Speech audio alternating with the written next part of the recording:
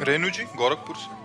राधे राधे महाराज। राधे राधे महाराज जी। महाराज जी, जीवन में हमें लगता है कि अब सब कुछ ठीक हो गया है, अब हम आश्वस्त होकर जीने लगते हैं, तभी जिंदगी हमें धोखा देती है। महाराज जी, मेरा सवाल है कि क्या हमें नहीं तो हमेशा सब डर कुछ डर के ठीक जीना होने में क्या लक्ष्य रखा? रुपया लक्ष्य रखा, समस्याएं को रखा, समाज को रखा, भगवान को रखा क्या?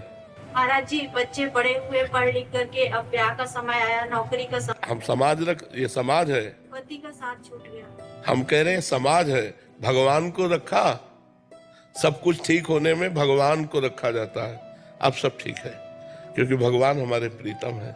तो आपके अंदर तुरंत ज्ञान आता कि इसका नाम मृत्यु लोक है। पति इतनी ही आयु लेकर आए थे, चले गए, ये भगवान की लीला है। नाम जप, भगवान से यदि अपनापन है तो सब कुछ ठीक है, और यदि भगवान से अपनापन नहीं तो सब ठीक होते हुए भी सब गड़बड़ है, सब गड़बड़ है।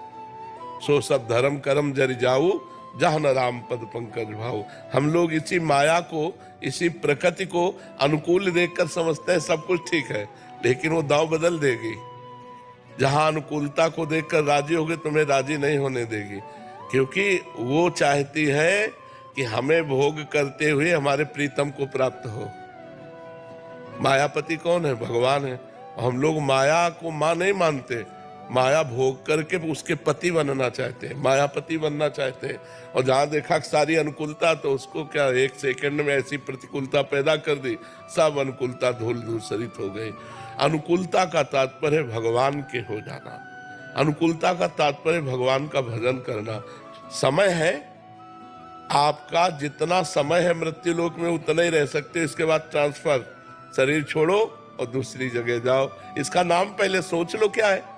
मृत्यु लोक। यहां मरोगे, सब मरोगे, हम मरेंगे, तुम मरोगे, सब मरेगा।